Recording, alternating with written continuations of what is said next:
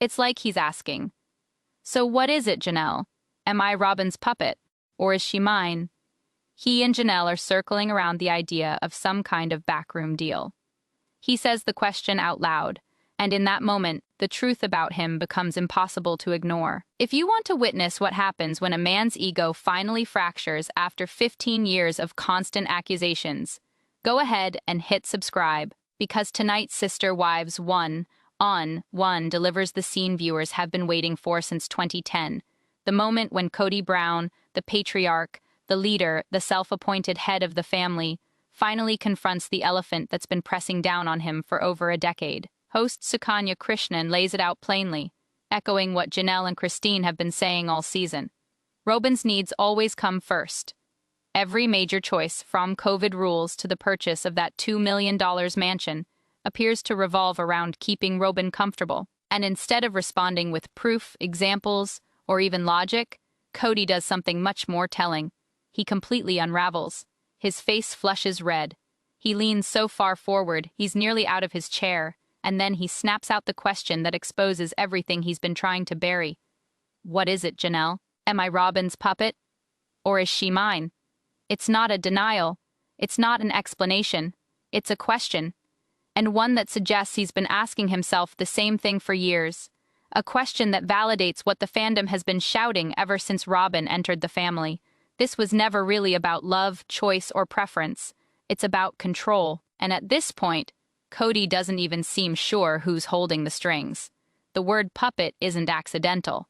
It's not a casual metaphor you toss around when describing your marriage. It's loaded with implications of manipulation, powerlessness, and being guided by someone else's hand while pretending you're acting on your own. For Kody to choose that word himself, to frame his entire relationship with Robyn that way, even while trying to defend it, that isn't a verbal slip. That's truth pushing its way out, because here's what that question really implies. If Kody is Robyn's puppet, then everything he's done over the past 15 years, prioritizing her home, enforcing her COVID rules, spending family money on her, defending her decisions, was never truly his choice. He wasn't leading, he was being managed, manipulated, played. The image of the strong patriarch collapses into the reality of a man dancing on someone else's strings, while convincing himself he was in charge. But if Robyn is his puppet, as he tries to suggest, that's just as damning, because it means he doesn't see his wife as a partner. He sees her as an extension of himself, as property, as someone whose thoughts, wants, and opinions are actually his, simply echoed back through her. It suggests that every time Robyn expressed a need, Kody interpreted it as his own will being affirmed. And that level of narcissism and control is genuinely unsettling. Either way, the question destroys him. He's left with two options, and both are ugly. Either he's weak or he's tyrannical. Either he's been controlled or he's the one controlling, just disguising it as partnership. There is no version of this where he's the fair, loving, equally devoted husband he's claimed to be for 20 years. The puppet metaphor wipes that possibility out completely, and he's the one who chose it. No one forced that word into his mouth. Suki didn't introduce it. She simply presented the evidence. Kody reached for the metaphor on his own because, deep down, he knows. He knows his relationship with Robyn never looked like the others. He knows people see something unhealthy in how everything revolves around her comfort. He knows his children, his former wives, and the audience have all noticed the same pattern. And instead of offering a defense that doesn't rely on the puppet idea, he just demands to know which version of the puppet scenario it is. That's the question of a man who's completely lost the plot, and think about what it took to get here. 15 years of documented favoritism. Meri and Janelle giving up their Vegas home equity to fund Robyn's Flagstaff mansion. A nanny during COVID while the other mothers were left to manage alone. The mansion priorities, the financial imbalance, the emotional abandonment of his other kids, while Robyn's children received constant attention, season after season showing Kody's world orbiting one wife, while the rest lived on the edges. Yet through all of it, Kody clung to the same narrative. He loved them all equally. Love was meant to be multiplied, not divided. He was just being the best husband possible to each wife based on her needs. Any problems came from the other wives. Their jealousy, their failure to embrace plural marriage, their lack of loyalty to the family, never his choices, never his prioritization, never his systematic elevation of one wife above all the others. The proof is simply too strong, the pattern impossible to ignore, and rather than shifting to a new defense, rather than acknowledging the favoritism and attempting to justify it, he grabs onto the puppet metaphor instead. He reframes the accusation as a question, insisting that if people are going to say he's being controlled, then they need to decide whether he's the puppet or the puppeteer, as if those are the only two possibilities, as if the idea of a healthy partnership, one where decisions are actually shared and all wives are truly equal, is no longer something he can even imagine. And that's the real tragedy beneath the anger. Kody has been acting out patriarchy for so long, has been so committed to playing the role of the ultimate decision maker, that he literally cannot picture a relationship where no one is the puppet. A relationship where power and voice are evenly balanced, where choices come from collaboration instead of control. For 2 decades, he existed inside a system built on hierarchy, first wife, second wife, third wife, fourth wife, head of household, spiritual leader, the man who set the rules. Now that that entire structure has collapsed, 3 wives gone, 1 remaining wife whose comfort seems to dictate everything. He can only process it through the lens of control, so he asks, who's controlling who? Because in his worldview, someone has to be in charge, someone must pull the strings, and someone must be attached to them. The notion that the real problem is the puppet show itself, that relationships shouldn't be built on strings at all, is so outside his framework that it doesn't even register as an option. That's what makes this moment so psychologically revealing. It isn't just about Robyn, it's about Kody's entire understanding of marriage, family, and his own identity. He built himself around being the patriarch, the leader, whose choices shaped everyone's lives, and trying to preserve that identity while also centering one wife's comfort above all others requires extreme mental contortions. Either he admits he chose Robyn and abandoned the idea of equal love, or he claims Robyn controls him and he's actually powerless, or he insists that Robyn is simply an extension of himself, her wants being indistinguishable from his, which exposes a level of narcissism where he can't recognize his wife as a separate person. Those are his options, and for years, he's been rotating through all 3, hoping one of them will finally work, hoping one explanation will let him keep his patriarch image while still justifying why Robyn gets everything. But tonight, under Sukanya's pressure, his mind short-circuits and offers all 3 at once. He wraps them up in a single question and demands the audience pick which version to believe. But the audience doesn't have to choose, because they can see what Kody can't. That all 3 are true, just in different ways, that Robyn wields control through submission, that Kody claims ownership over her opinions, and that the entire dynamic has been toxic and unhealthy from the very beginning. Janelle noticed it early. She even joked about it earlier this season, saying Kody now has a shy, pretty submissive wife, using Kody's own words to describe Robyn. And beneath that humor was a clear observation. Kody enjoys feeling like the leader. He rewards wives who make him feel powerful. Submission is met with resources. Independence is met with neglect. Christine saw it too. She watched Robyn frame herself as the peacemaker, the one who just wanted the family to succeed, while somehow every major decision still ended up benefiting Robyn the most. She watched Kody enforce Robyn's COVID rules while disregarding the needs of his other children. She watched the mansion take priority while she saved on her own for Jezebel's surgery, and when she left, she finally named it. This wasn't plural marriage. It was one man fixated on one woman, while the other 3 lived on the outskirts. Mary likely saw it, first of all. She watched Robyn enter the family and instantly become the center of Kody's world. She witnessed the year-long courtship that bent religious rules. She saw Kody share intimacy and trust with Robyn that he never offered the other wives. She watched resources funnel toward the new wife while the existing ones were told to sacrifice for the greater good. Mary recognized the puppet show from the start, and she stayed for 30 years, hoping the script would change. It never did. It only became more blatant. And now in the tell-all, with every other wife gone, and only Robyn left, Kody is finally being forced to explain the pattern, to account for why every major decision appears to revolve around Robyn's comfort, to answer for why his relationship with her has always looked fundamentally different from the relationships he had with the others. And what he offers instead of an explanation is that puppet question, which isn't an explanation at all. It's an admission disguised as a dare, a quiet acknowledgement that yes, the dynamic does look like control, and his only response is to demand that viewers decide who's controlling whom, as though that somehow improves the situation, as though being Robyn's puppet is acceptable if people agree he's not choosing to prioritize her, or that claiming ownership over Robyn's thoughts is acceptable as long as everyone agrees he's the one in charge. Neither scenario clears him. Both of them confirm the same accusation. This relationship isn't built on partnership, it's built on control. Not equality, but hierarchy. Not shared reality, but one person's needs defining the family, while everyone else either adjusts or exits. 3 wives adjusted until they couldn't anymore, and then they left. 1 wife stayed. And the man who once preached plural marriage, who built his entire identity around the idea that love should be multiplied instead of divided, now finds himself in a monogamous relationship, asking whether he's the puppet or the puppeteer.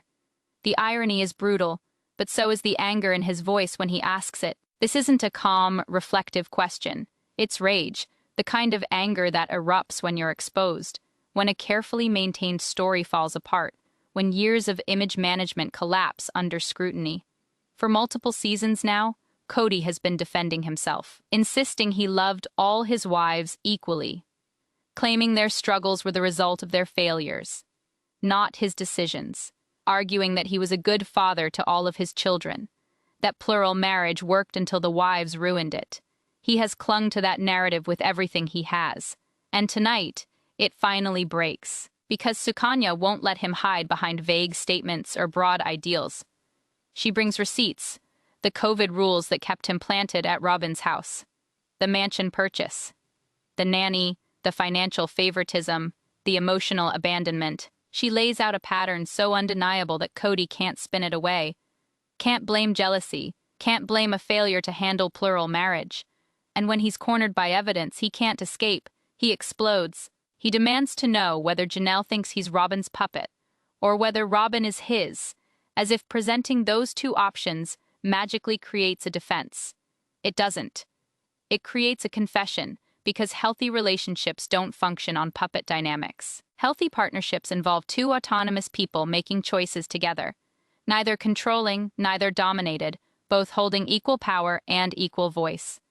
The fact that Kody can only conceptualize his relationship with Robyn in terms of puppet and puppeteer exposes just how deeply dysfunctional it is. And it's not only about Robyn, it's about all of his marriages. Kody has always viewed marriage through a hierarchical lens: spiritual husband and wives, head of household and followers, provider and dependents. Even when he talked about equality, the structure itself was always patriarchal, and patriarchy inevitably creates puppet dynamics.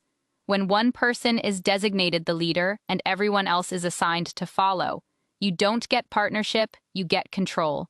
Either the leader truly leads and everyone else goes along like puppets, or the followers learn how to influence the leader while letting him believe the ideas were his own. There is no third option where everyone is genuinely equal, because the structure doesn't allow it.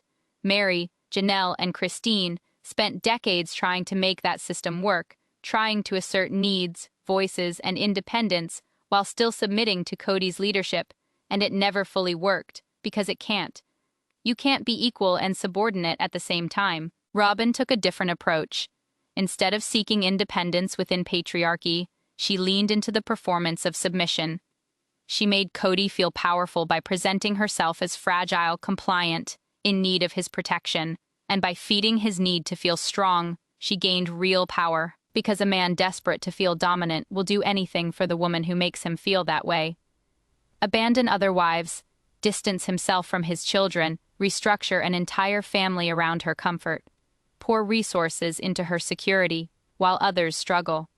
All of it while believing it was his choice, believing he was being a good husband, believing he was leading, when in reality, he was dancing on strings, performing exactly the role Robyn needed him to perform and calling it leadership. That's what the puppet question ultimately exposes, that somewhere deep down, Kody knows he's been performing. He knows his devotion to Robyn doesn't align with the equal love story he's been selling. He knows people see him as controlled, even while he insists he's in control, and he's desperate to know which version the audience believes. He's desperate for permission to have been weak, because at least then he isn't fully responsible for the favoritism or permission to claim ownership over Robyn's will, because then, at minimum, he still gets to be the patriarch. Either way, he's searching for external validation for a dynamic he already knows is unhealthy. He wants someone to tell him it's fine, that a marriage operating on puppet strings is normal, acceptable, not the problem everyone keeps pointing out. But no one is going to give him that reassurance, because everyone can see what he's trying so hard not to face.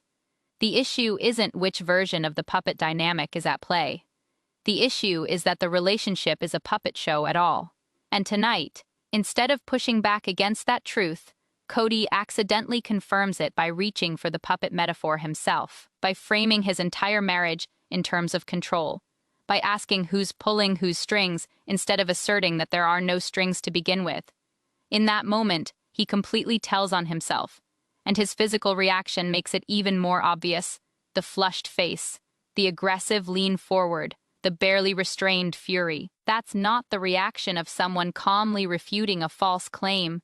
That's the response of a man whose deepest insecurity has just been exposed on national television. Because being labeled a puppet threatens the core of Kody's identity.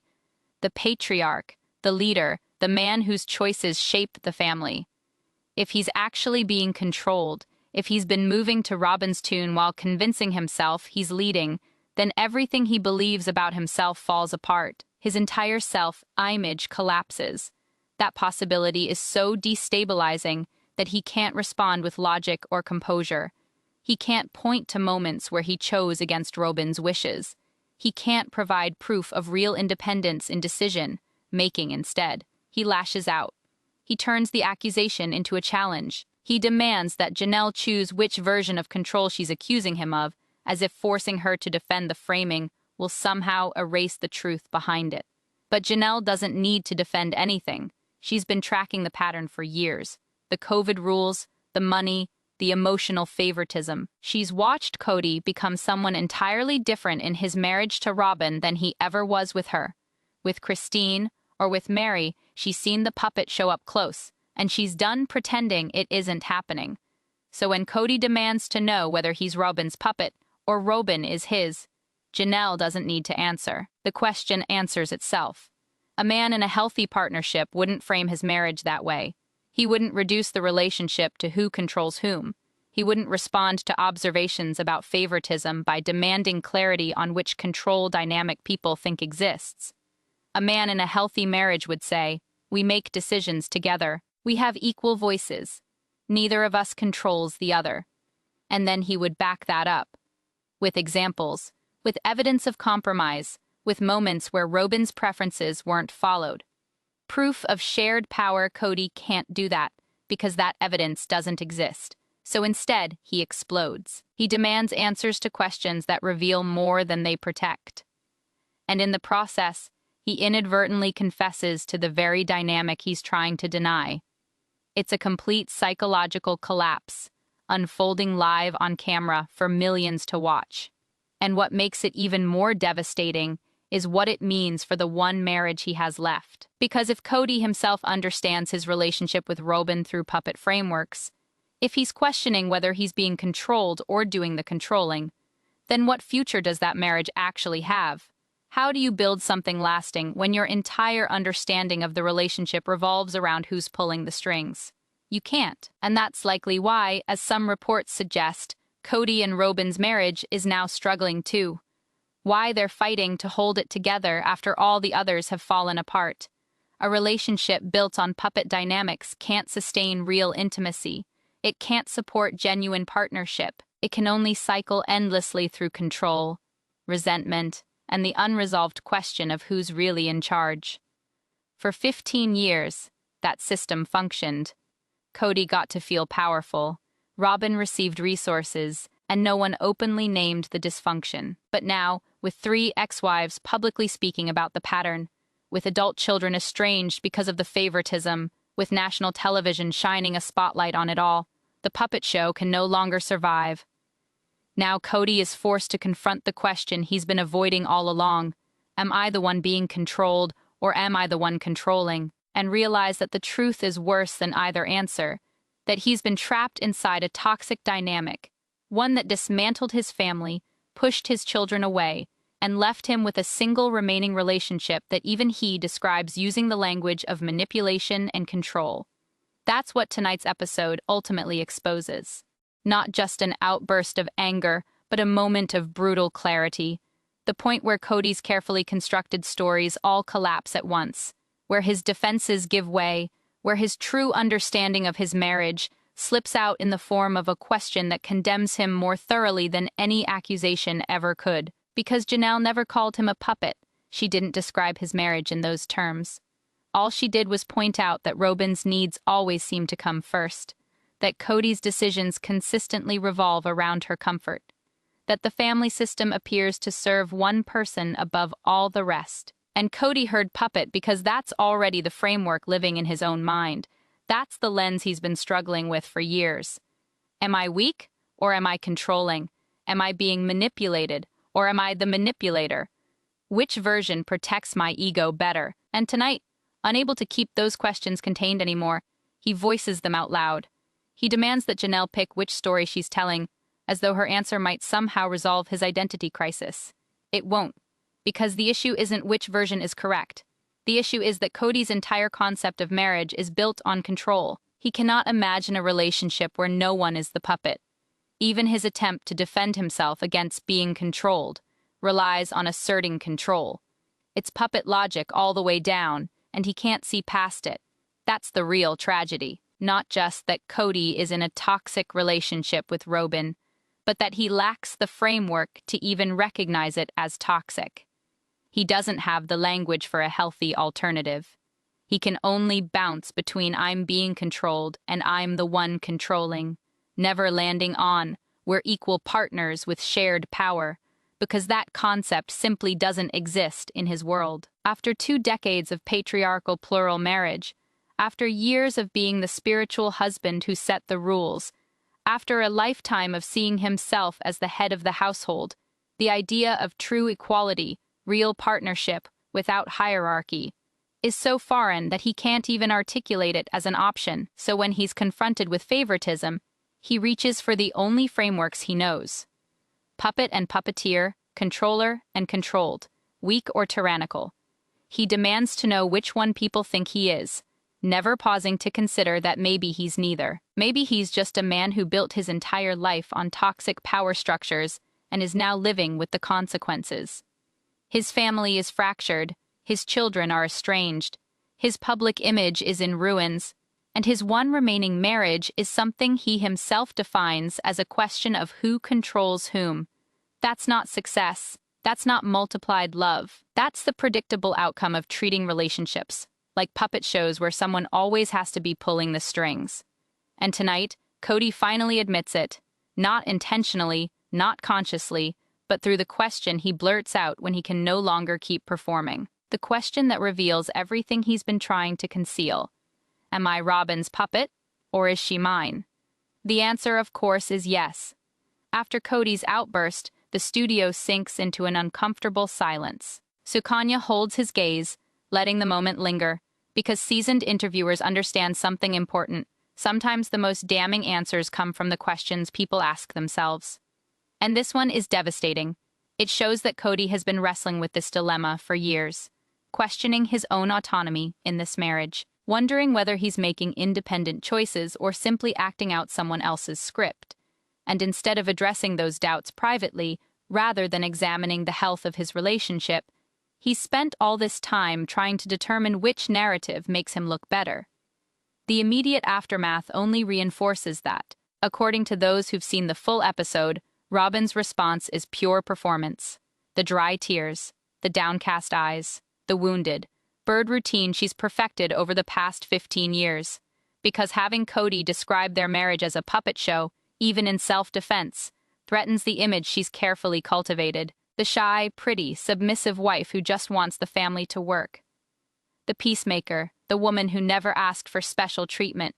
If Kody himself is questioning whether she's been pulling the strings, that image collapses. The audience stops seeing her as the innocent wife trapped in family chaos. They begin to see her as the strategist who orchestrated that chaos to eliminate her competition. And that shift is exactly what Robyn cannot afford. Her position depends on appearing powerless while exercising enormous influence, on seeming to want nothing while receiving everything, on looking like the victim while emerging as the victor. Kody's puppet question threatens all of it.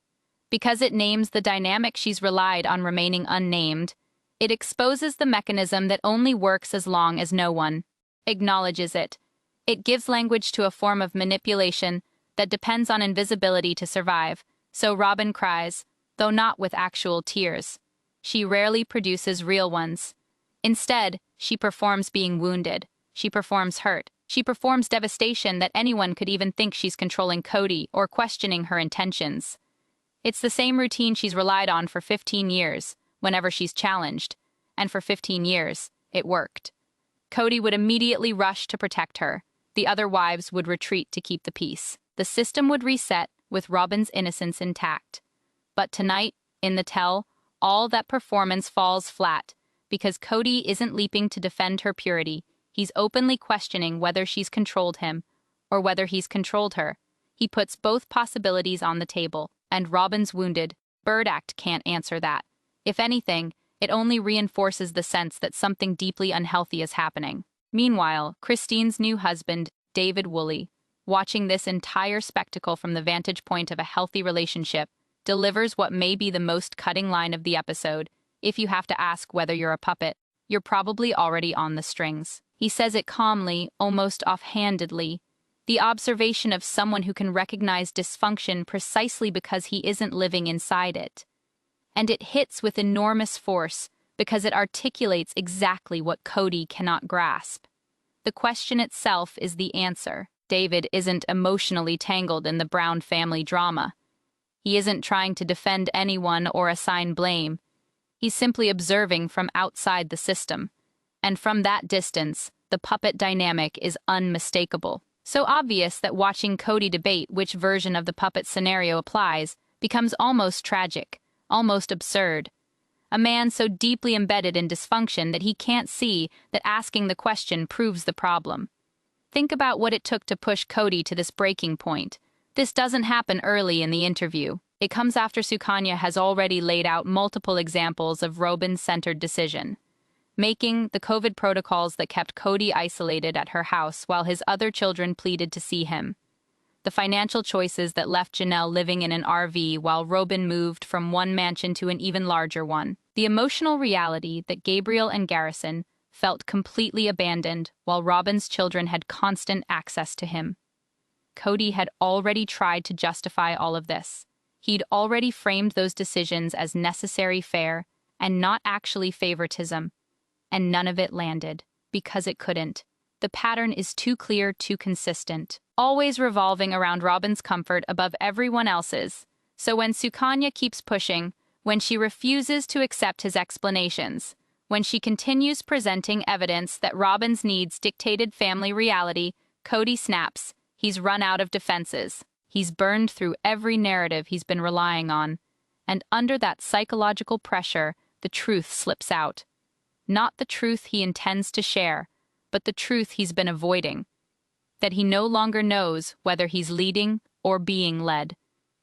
Whether his devotion to Robyn is his own choice or the result of manipulation. Whether prioritizing her makes him a good husband or a controlled puppet. He's lost inside the dynamic himself. He can't clearly name it. He can only feel the discomfort of everyone else seeing what he cannot. The episode also exposes how this puppet dynamic has affected the entire family. When Sukanya points out that Kody's children, especially Garrison, Gabriel, and Leon, felt he chose Robyn's house over theirs, his response is classic deflection. He erupts, claiming the ex-wives poisoned the children into believing he was a puppet, that their perceptions weren't real, but manufactured by bitter mothers trying to turn the kids against him. It's his familiar avoidance pattern. Unable to acknowledge that his own choices had predictable consequences, he blames the mothers for how his children feel. Unable to admit that spending nearly all his time at Robyn's house during COVID inevitably shaped how his other children experienced him, he insists those perceptions were implanted rather than earned. That reaction reveals something crucial about Kody's psychology.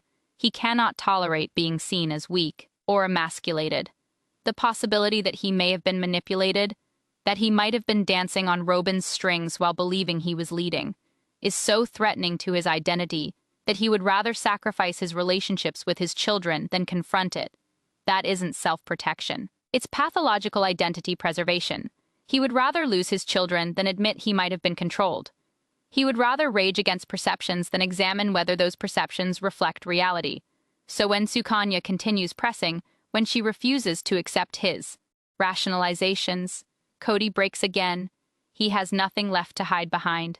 His narratives are exhausted, and in that moment of intense psychological pressure, the truth surfaces once more. He names it as a question. He hurls it at Janelle, as if forcing her to choose will resolve his internal confusion. As if external validation can clarify something he's far too embedded in the dynamic to see for himself.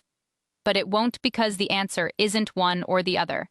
It's both. He's being controlled through his need to feel like the one in control.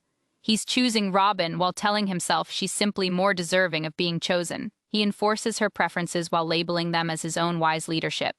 Choice and manipulation are so tightly intertwined that they can't be separated anymore. And that's what makes this dynamic so dangerous, because it means Kody can't be pulled out of it. He can't be shown the truth and suddenly wake up. No one can point out the manipulation and have it suddenly click, because he's invested in it. His identity depends on believing he's the leader, even as his behavior shows he's being led. So when Janelle and Christine name the pattern, Kody experiences it as an attack, not because it's wrong, but because it's right. And that truth threatens everything his self-image is built on: the patriarch, the spiritual husband, the man whose love multiplies. If all of that has really been a performance shaped around one wife, then who is he? That's the question underneath the puppet question. If I'm not the powerful leader I believe myself to be, then who am I? And Kody would rather explode at that possibility than sit with it, because the answer is deeply uncomfortable. The answer is that he's a man who abandoned most of his family for one person's approval. A man who prioritized one wife so completely that 3 others left, and the majority of his 18 children want nothing to do with him. A man who built his entire sense of worth around being important to Robyn, while becoming increasingly irrelevant to everyone else. That's not the story Kody tells himself. It's not the narrative he's been performing on television. It's not the identity he spent 2 decades constructing. So when he's confronted with evidence that his actions tell that story regardless of his intentions, he breaks. And that breaking shows up as rage. The puppet question hurled at Janelle, as if forcing her to answer will erase what she's observed. But observations don't disappear when someone gets angry. They're reinforced by it. If the puppet narrative were truly false, Kody could calmly explain why. He could point to moments of real independence. He could provide evidence of decisions made against Robyn's wishes. He can't. So instead, he lashes out. And in doing so, he reveals something even more unsettling. The puppet question isn't rhetorical. He genuinely wants an answer. He wants Janelle to tell him which story to believe about his own marriage. He's sincerely asking for external confirmation of whether he's being controlled. Because from inside the dynamic, he can no longer tell. That's not a man in a healthy relationship. That's a man who's completely lost himself. And the physical signs of that loss are right there on camera. The deep red face signaling blood pressure spiking. The forward lean showing barely restrained aggression. The barely contained fury revealing that his psychological defenses are collapsing. This is a man in crisis. And for the first time, that crisis is visible. For seasons, Kody maintained composure. He spoke confidently in confessionals. He explained his decisions with certainty. He defended Robyn with unwavering conviction. But tonight, the mask slips. The doubt he's been suppressing spills out. Tonight, we see that he isn't nearly as confident as he's pretended to be. He's afraid that Janelle is right. Afraid that he's been controlled for 15 years while believing he was leading. Afraid that his entire identity rests on manipulation. Afraid that walking away from 3 wives and 18 children to be with Robyn wasn't truly his choice, but the inevitable result of being pulled by strings he couldn't see. And if that's true, if he's been Robyn's puppet all along, then every decision he defended becomes indefensible. Every sacrifice he demanded becomes exploitation. Every criticism he aimed at his ex-wives turns into projection. The whole narrative collapses into the story of a man who thought he was the player, only to realize he'd been played. That possibility is unbearable, so Kody resists it. He demands alternate explanations. He insists that if he isn't being controlled, then Robyn must be his puppet, because that version at least preserves his power, even if it exposes his toxicity. Better to be seen as controlling than controlled. Better to claim ownership over Robyn's thoughts than admit she might own his. That calculation is written all over Kody's face in real time. And Janelle won't choose, because she's finished protecting his ego, finished cushioning the truth to preserve his self-image. She's already walked away from the marriage, from the family structure, and that distance gives her clarity. She can see it clearly now. She can name what's there, and she refuses to pick between 2 false choices, when the real issue is that the entire framework is broken. But Kody can't hear that. He can't process that the problem isn't which version of control exists. It's that control exists at all. He can't imagine relationships grounded in genuine partnership instead of puppet dynamics. So he stays trapped, angry, demanding, asking questions that indict him rather than defend him. And in doing so, he shows millions of viewers exactly what his ex-wives and his children have been trying to explain for years. This man is not okay. This relationship is not healthy. This family structure never worked, and the puppet show everyone's been watching isn't entertainment. It's tragedy unfolding in real time. That's what tonight's episode captures. Not just a man losing his temper, but a man losing his grip on the stories that once held his identity together. A man forced to face realities he spent 15 years avoiding. A man finally voicing the questions he's been terrified to confront. Am I Robyn's puppet, or is she mine? And realizing that no matter the answer, it destroys him, because there is no version of this story where Kody comes out the hero. There's no narrative where asking if you're a puppet makes you look strong. No framework where defining your marriage by who controls whom reflects anything resembling a healthy partnership. There's only a man who lost himself somewhere along the way. A man who built his identity around being the powerful patriarch, only to wake up unsure if he ever truly had power at all. A man who sacrificed his family for one relationship and still can't even articulate whether that relationship is authentic or merely performed. That isn't victory, that is a tragedy. And tonight, millions of people watched it unfold in real time. The puppet show is finished. The strings are exposed, and Kody finally asked the question that proves he's been dancing the entire time.